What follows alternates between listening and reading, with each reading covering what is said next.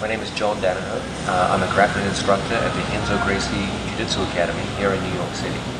Jiu-Jitsu, more than anything else, is problem solving under stress. Okay, when you get into a confrontation with your training partner or your opponent in a match, they present certain problems to you. You both want to win. Only one of you can.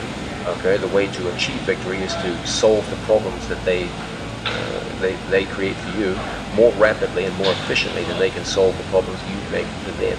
I think chess is one of several very, very good analogies that one can use in describing jiu-jitsu. It's a zero-sum game, just like jiu-jitsu. There's a clear winner and a clear loser. The main difference, of course, is the physicality of jiu-jitsu, where you have to perform chess in a situation where your body is under extreme stress. It can even be damaged. So there's a sense in which jiu-jitsu is chess where your body, your welfare, is under pressure. I try very hard always to keep the same basic informal approach to teaching. I'm teaching a famous mixed martial artist or just a regular student who I see every day. I don't try to put on ears for different people. I treat most people in pretty much the same fashion. One thing that constantly surprises me here in New York is you have many, many very, very busy, career-oriented people who come in, find time to train in jiu-jitsu and do incredibly well. For example, I will often have situations where professional mixed martial arts or even professional jiu-jitsu athletes come in and train with students who I have who train here at the academy part-time and who have careers and families to look after, and yet those career people can give the full-time athletes a very, very difficult run on the mat and be excellent training partners for them. This is always very pleasing to me, the idea that someone who's not a full-time athlete can work with a world-class mixed martial arts athlete and really make them struggle, and in some cases even overcome them. There are many such cases here in New York.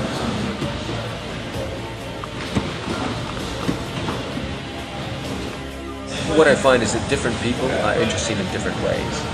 The professional fighters, there's a lot to be said for the idea of going out in front of a vast live and TV audience and putting your reputations on the line, and there's something very exciting about stepping into an arena, so that has its own kind of excitement. But there's a different kind of pleasure associated with a full-time doctor or lawyer who comes in part-time and struggles to learn the sport. It's just I would say one is better than the other, they're just different. I've always believed that whether you're involved in traditional martial arts or mixed martial arts, the fundamental trait which all the various martial arts try to ascertain is different variations of control. Okay, in its most obvious form, it's control over an opponent. Okay, this man wants to defeat you. You control him, impose your will upon him, and ultimately defeat him.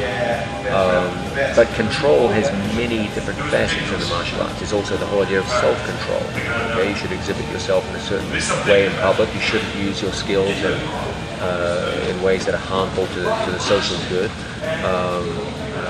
There has to be control over one's statements in public, the way you perform and operate in the public sphere.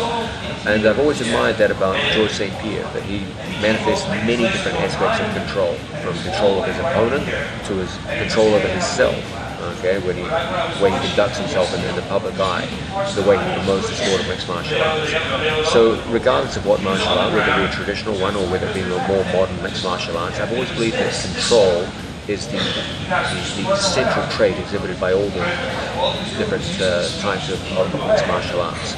And I think that's ultimately one of the most important attributes that people gain when they engage in the study of mixed martial arts: the ability to control someone in an unruly situation.